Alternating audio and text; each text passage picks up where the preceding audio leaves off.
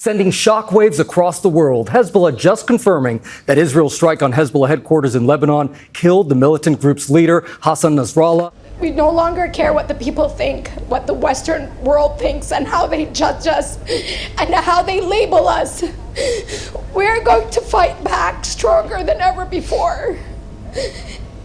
Today, maybe he is, as a leader, he did not die. Sayyid Nasrallah does not die.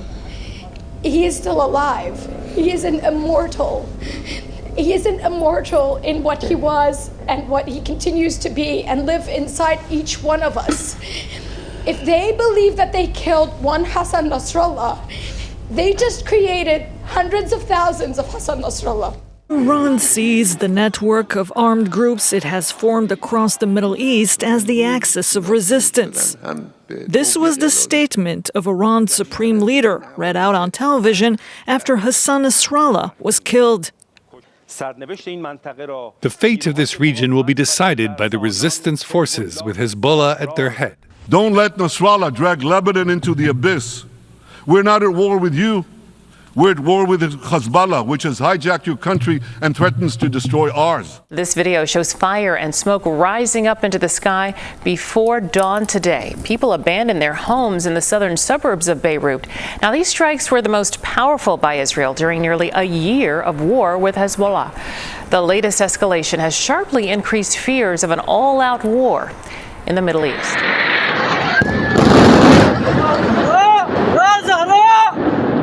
Ya Zahra! Ya Zahra!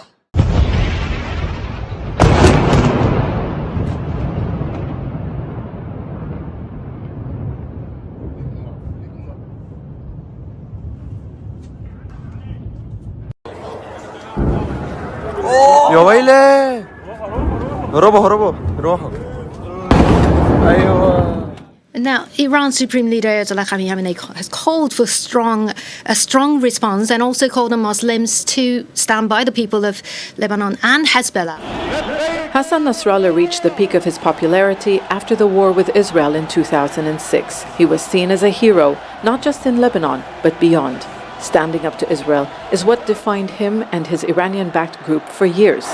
Last night, the Iranians were, threatening that the Israelis had opened up the gates of hell and that they were coordinating with Hezbollah, promising that there were leaders waiting in the wings to fill the shoes of Hassan Nasrallah. But I got to say, when I look around right now at what Hezbollah has left in terms of leadership, I don't think there's a lot there. I think right now that the Iranians look like they've been beaten, at least on this front. But you've got to remember also, the Iranians have been fighting Israel on 7 fronts. They still have Shiite militias in Iraq and Syria that can be deployed. They've got the Houthis in Yemen that can be deployed. The Iranians have, of course, their own ballistic missiles and drones that they can fire. They did back in April. They can do it again. So this is a big moment. It's one thing to replace a leader. It's another thing to replace a leader when your entire organizational chart underneath it is gone, which is what's happened with Hezbollah at this point. When you look at the IRGC, Iran's military wing, we understand that a deputy commander was also killed alongside Nasrallah,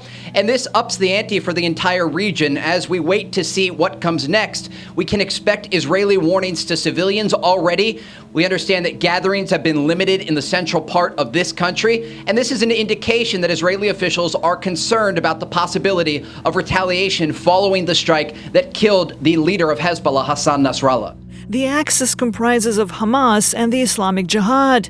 In Iraq, pro-Iranian Islamic resistance militias have joined the axis. And in Yemen, the Houthi militia. Since October 7th, those groups have all tried to hit the Israeli territory. The Houthis also targeted cargo ships in the Red Sea, a key route for international commerce. Iraq's pro-Iran militants struck a U.S. military base early this year. Those are the groups Iran's leader has called to escalate their fighting with Israel. It is hugely significant, certainly. We cannot underestimate the turning point in the Middle East, in the geopolitical situation, when it comes to, this assassination of Israel. We will fight until we achieve victory, total victory. There is no substitute for it.